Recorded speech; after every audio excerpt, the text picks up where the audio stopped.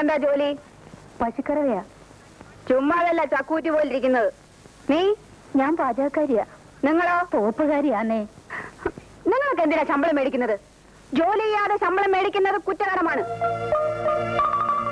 എന്ത് ജോലി ചെയ്താലും അതിൻ്റെതായ അടുക്കും ചിട്ടയും വെടുപ്പും കൂടിയേ തീരൂ. ഇതെന്താ അടുക്കളയോ പശുത്തൊഴുത്തോ? മനുഷ്യരുടെ ആരോഗ്യത്തെ ബാധിക്കുന്ന കാര്യമാണിത്. നിങ്ങൾ എന്തിനു കുറ്റം പറയുന്നു? ഇതൊക്കെ ശ്രദ്ധിക്കാൻ ഇവിടെ ആരെങ്കിലും വേണ്ടേ? പക്ഷെ ഞാനിതൊന്നും സമ്മതിച്ചു തരില്ല. ഓരോന്നും വെക്കേണ്ട അടുത്ത് വെച്ച് തറയും തുടച്ച് വൃത്തിയാക്കിയതിനു ശേഷം ഇനി ഇവിടെ ആഹാരം വെച്ചാൽ മതി. മനസ്സിലായോ? മനസ്സിലായോന്ന്? മനസ്സിലായേ. തുടങ്ങിക്കോ. വേഗം വേണം. ഞാൻ പോയിട്ട് വീണ്ടും വരും.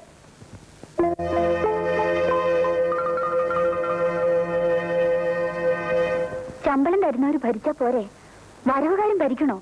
പുള്ളിക്കാരി ഒത്തിരി പേരെ തൂക്കി കൊന്നിട്ടുണ്ടെന്നാ പറയുന്നേ. അതുകൊണ്ട് വട്ടിളകിയതായിരിക്കും. നമ്മളത് തൂക്കി കൊല്ലുവോ? എന്റെ രാജലക്ഷ്മി അമ്മേ, ഇത്രയും അശുദ്ധ പാടില്ല. ഒരു വീട്ടിലെ ഏറ്റവും പ്രധാനപ്പെട്ട സ്ഥലം ഏതാ? പൂജാമുറി.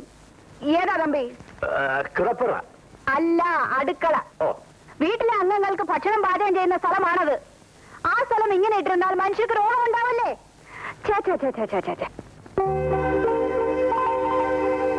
തമ്പി, നിങ്ങളല്ലേ ഈ വീട്ടിലെ ഗൃഹനാഥൻ? അതെ. പിന്നെന്താ നിങ്ങൾ ഇത് ശ്രദ്ധിക്കാത്തത്? വല്ലപ്പോഴും കൂടെ നിങ്ങളൊന്ന് അടുക്കളയിൽ ചെന്ന് നോക്കണം. ഈ ദിവസവും 3 തവണ നോക്കിയേക്കാം. എല്ലാത്തിനും ഒരു മേൽനോട്ടം വേണം. അതില്ലാത്താണ് ഇവിടുത്തെ കുഴപ്പം.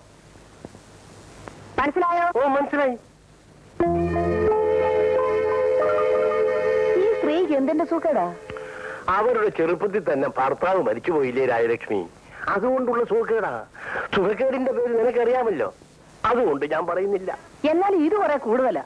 നിവർത്തിയില്ലാതെ വന്നാൽ ഞാൻ എന്റെ തനി സ്വരൂപം കാണിക്കും കേട്ടോ. അയ്യോ, അത് വേണ്ട രാജലക്ഷ്മി.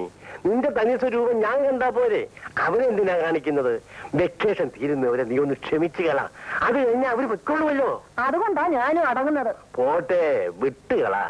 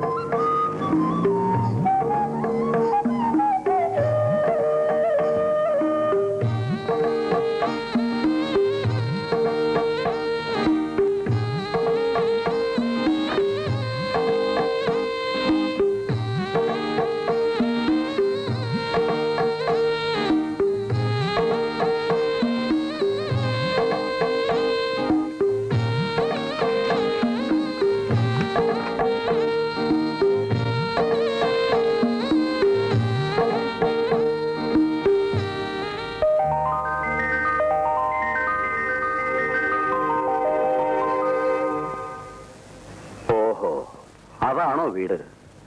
ഒരു വല്ലാത്ത സ്വഭാവം. ചെറുപ്പത്തിൻ്റെതാവും. അതെന്താ അങ്ങനെ പറഞ്ഞത്? നല്ല സ്നേഹമുള്ള പയ്യനാണല്ലോ. ഒരഹങ്കാരവുമില്ല. എന്തോ ഞങ്ങൾക്ക് അങ്ങനെ തോന്നിയില്ല. അതെന്തോ ആട്ടെ. ഒരു പാവപ്പെട്ട അധ്യാപകനെ കൊണ്ട് കഴിയാവുന്നത് പോലൊക്കെ ഇവളെ പഠിപ്പിച്ചു. എവിടെങ്കിലും കല്യാണം കഴിച്ച് അയക്കണമെന്നായിരുന്നു എന്റെ ആഗ്രഹം. ഇവൾക്കാണെങ്കിലോ ഉദ്യോഗം കിട്ടിയിട്ട് കല്യാണം മതിയെന്നാ. എന്നാ അങ്ങനെ ആകട്ടെ എന്ന് വെച്ചു. അതേതായാലും നന്നായി. ഉദ്യോഗമുള്ള പെൺകുട്ടികൾക്ക് നല്ല നല്ല കല്യാണ ആലോചനകൾ താനേ വന്നുകൊള്ളും. ചേച്ചി, ഇന്നുവരെ ഇവൾ എന്റെ കൂട്ടത്തിൽ നിന്ന് മാറി താമസിച്ചിട്ടില്ല. അമ്മയില്ലാത്ത ദുഃഖം അറിയിക്കാതെയാണ് ഇതുവരെ ഞാൻ വളർത്തിക്കൊണ്ടുവന്നത്. ഇപ്പൊ ഞാൻ ചേച്ചി ഏൽപ്പിച്ചിട്ട് പോവാണ്. അതിന് ഇത്രയുമൊക്കെ പറയണോ? എന്റെ സ്വന്തം സഹോദരന്റെ മകൾ എന്റെ മകളെ പോലെയല്ലേ? നീ ധൈര്യമായി പൊയ്ക്കോ. അവളെ ഞാൻ നോക്കിക്കോളാം. എന്നാ ഞാൻ ഇറങ്ങാണ്. ഇപ്പോഴേ പോയാൽ ഇരുട്ടുന്നതിന് മുമ്പ് വീട്ടിലെത്താം. നാളെ പോയാ പോരേടാ. അയ്യോ, അത് പോരാ ചേച്ചി. പെൻഷൻ ആയെങ്കിലും വെറുതെ ഇരിക്കാൻ വയ്യ. കുറെ നല്ല വീടുകളിൽ ട്യൂഷനുണ്ട്. ഇന്ന് വരെ മുടക്കം വരുത്തിയിട്ടില്ല. അതുകൊണ്ട് എനിക്ക് പോണം ചേച്ചി. എങ്കിൽ പിന്നെ അങ്ങനെ ആയിക്കോട്ടെ. മോളെ, കൂടെ കൂടെ കത്തെഴുതാൻ മറക്കരുത്. അച്ഛൻ വീട്ടിലെത്തിയാൽ ഉടനെ കത്തെഴുതണം. അത് പിന്നെ പറയണോ? വരട്ടെ ചേച്ചി.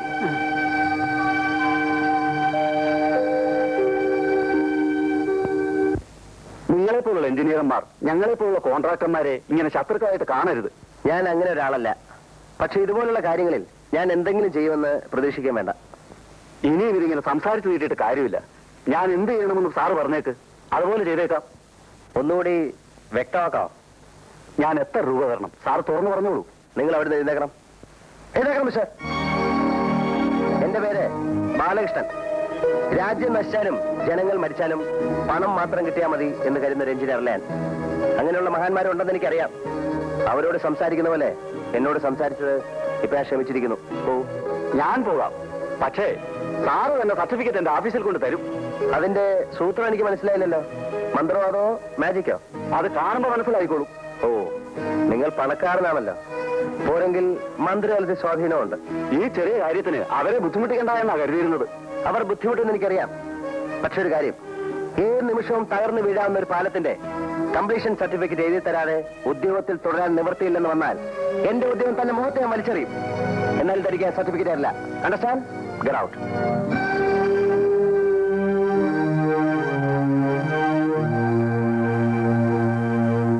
ആ കിളവ് പോകുന്നവരെ സൂക്ഷിക്കണേ വേണോട്ടാ. അവരെന്താ ഇപ്പൊ ഇങ്ങോട്ട് കെട്ടിയെടുത്തത്?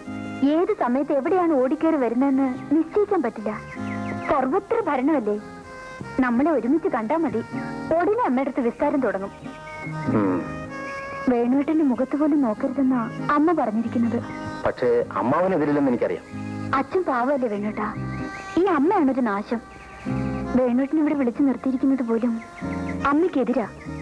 ആരെതിർത്താലും രാധയ്ക്ക് എന്നെ ഇഷ്ടമാണെങ്കിൽ. അനാവശ്യം പറയുന്നോ? അടിച്ചു കർമ്മത്തെ പല്ലെടുത്ത് കളയുന്നേ. എന്നെ പറ്റി എന്ത് വിചാരിച്ചു? എടിയോ? എന്താ എടി പൊടി എന്നൊക്കെ വീട്ടിൽ ആരെങ്കിലും ഉണ്ടെങ്കിൽ അവരെ വിളിച്ചാൽ മതി, എന്നെ വിളിക്കാൻ പറ്റില്ല.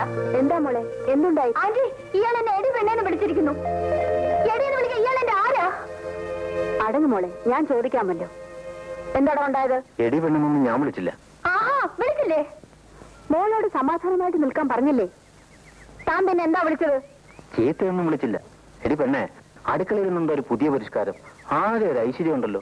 എന്താ കാര്യം? ഇതാ ഞാൻ ചോദിച്ചത്. അത് അങ്ങോട്ട് ചെന്ന് ചോദിക്കണം. അതിന് എന്നെ എടിയെന്ന് വിളിക്കുന്ന എന്തിനാ? പോട്ടെ, സാരമില്ല, ക്ഷമിച്ചു വേള മോളെ. താനെങ്ങോട്ടാ? ഞാൻ എസ്റ്റേറ്റിൽ പോയി ഇറങ്ങിയതാ. എങ്കിൽ പോണം. പോകാനാണ് പറഞ്ഞത്. മോളെ, ആൺകുട്ടികളോട് ഇങ്ങനൊന്നും സംസാരിക്കരുത്. എനിക്ക് ആ ജന്തുവിന് ഇഷ്ടമേ അല്ല. ജന്തുവോ? അങ്ങനെയൊന്നും പറയരുത്. വീട്ടിൽ ഗതിയില്ലാത്തതുകൊണ്ട് നാണമില്ലാതെ ഇവിടെ വന്ന് കിടക്കുന്നു. ശാപം. നോ നോ നോ നോ, പെൺകുട്ടികൾ ഇങ്ങനെയൊന്നും പറഞ്ഞു പഠിക്കരുത് കേട്ടോ. വരൂ, come on. An early reply will highly be appreciated. Yours truly, etc. etc. ഇന്ന് തന്നെ പോസ്റ്റ് ചെയ്യാനാണ് വേഗം ടൈപ്പ് ചെയ്തുകൊണ്ടിരും.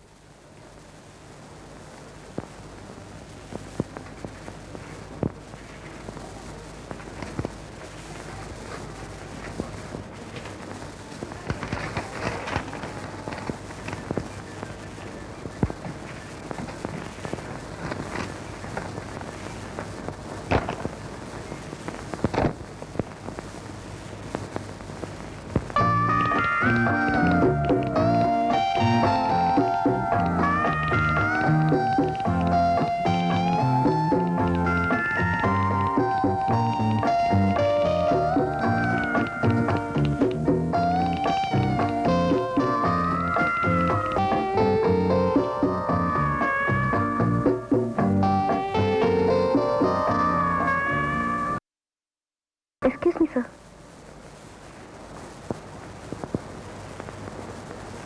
നിങ്ങളുടെ അച്ഛൻ പറഞ്ഞ ശരിയാണ്. നിങ്ങൾ എനിക്ക് തലവേദന ഉണ്ടാക്കില്ല. എല്ലാം ഭംഗിയായിരിക്കുന്നു. Very good, keep it up. Thank you, sir. എനിക്ക് അത്ഭുതം തോന്നുന്നു. അമ്മയ്ക്ക് ഇത്ര പെട്ടെന്ന് ഇങ്ങനെ തോന്നാൻ കാര്യം? അവൾ മിടിക്കുക മോളെ. ഇന്നാണ് അതെനിക്ക് മനസ്സിലായത്.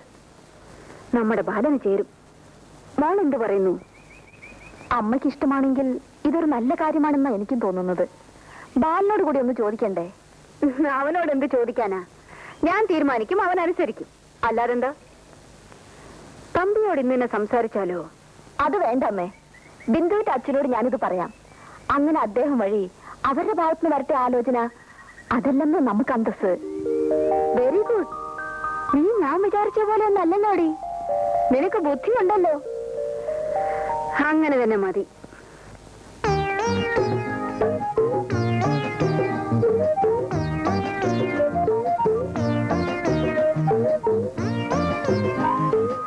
Good evening sir. എന്നെ കണ്ടാ സാറ് മൂടൗട്ടാവുമെന്ന് എനിക്കറിയാം. എങ്കിലും വരാതെ നിവൃത്തിയില്ല. ഞാനിന്നൊന്നും കഴിച്ചിട്ടില്ല. എനിക്കൊരു ഗ്ലാസ് കഞ്ഞിവെള്ളം തരുമോ സാർ? അതിന് ഇത് ഹോട്ടലൊന്നും അല്ല. ഹോട്ടൽ അല്ലെങ്കിൽ ഒരു വീട്ടിലല്ലേ സാർ? അല്ല, വീടല്ലേ സാർ? ഇവിടെ ആരുമില്ല, എല്ലാരും വെക്കേഷന് പോയിരിക്കുക. ഞാൻ ആഹാരം കഴിക്കുന്ന പോലെ ഹോട്ടലിൽ നിന്നാ. അയ്യോ സാർ, സാറ് ഹോട്ടലിൽ നിന്നാണ് ആഹാരം കഴിക്കുന്നത്? നല്ല വയറല്ലേ സാർ? എന്തിനാ അത് കേടാക്കി കളയുന്നത്? സാറിന് നല്ല ഒന്നാന്തരം ചാപ്പാട് ഞാൻ ഉണ്ടാക്കി തരാം. ഈ സുഗുണേന്ദ്രൻ ഉണ്ടാക്കി തരാം. വേണ്ട വേണ്ട, ഇവിടെ പാചകക്കാരൊക്കെ ഉണ്ട്. വെക്കേഷൻ പാർട്ടി തിരിച്ചു വരുമ്പോ അവരൊക്കെ വന്നോളൂ. അവര് വന്നോട്ടെ സാർ, അതുവരെ ഞാൻ പാചകം ചെയ്യാം. അതുകൊണ്ടുള്ള ഗുണങ്ങൾ പലതാണ്. ഒന്ന്, സാറിന് നല്ല ആഹാരം കഴിക്കാം. രണ്ട്, അത്രയും ദിവസമെങ്കിലും എനിക്ക് പട്ടിണിയില്ലാതെ കഴിയാം. മൂന്ന്, സാറിന് ഇഷ്ടപ്പെട്ട് എന്തെങ്കിലും തന്നാൽ അതെനിക്ക് വീട്ടിലോട്ട് അയക്കാം. തൊഴിലില്ലാത്ത ഒരു അഭ്യസ്ത വിദ്യന്റെ ദയനീയമായ അപേക്ഷയാണ് സാർ. സാർ എന്നെ കൈവടിയരുത്. അതിരിക്കട്ടെ, തനിക്ക് പാചകം ചെയ്യാൻ അറിയോ? എന്നോട് ഈ ചോദ്യം ചോദിച്ചാൽ തീരെ ശരിയായില്ല. സാർ എന്നെ ഒന്ന് പരീക്ഷിച്ച് നോക്കണം. ഞാൻ നല്ല ഒന്നാന്തരം പാചകക്കാരനാണ് സാർ, അവാർഡ് പാചകക്കാരൻ. പിന്നെ റെക്കമെൻഡ് ചെയ്യാൻ ആളില്ലാത്തതുകൊണ്ട് എനിക്കത് ഇതുവരെ കിട്ടിയില്ല. ശരി, തന്നെ ഒന്ന് പരീക്ഷിച്ച് നോക്കിയിട്ട് ബാക്കി കാര്യം. വാ, മതി മതി, തൊഴിൽ മതി, വാ.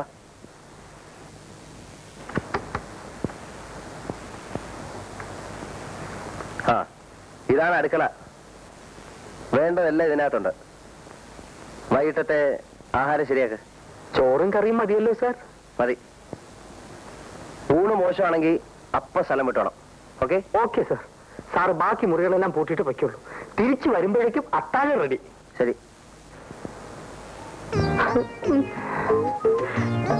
ഒരു ചമ്മന്തി അരയ്ക്കാൻ പോലും അറിയാൻ പാടില്ലാത്ത ഞാൻ എങ്ങനെ പാചകം ചെയ്യും? എന്റെ ഗുരുവായൂരപ്പാ, ഈ പരീക്ഷണത്തിൽ നീ എന്നെ കൈവടിയരുതേ.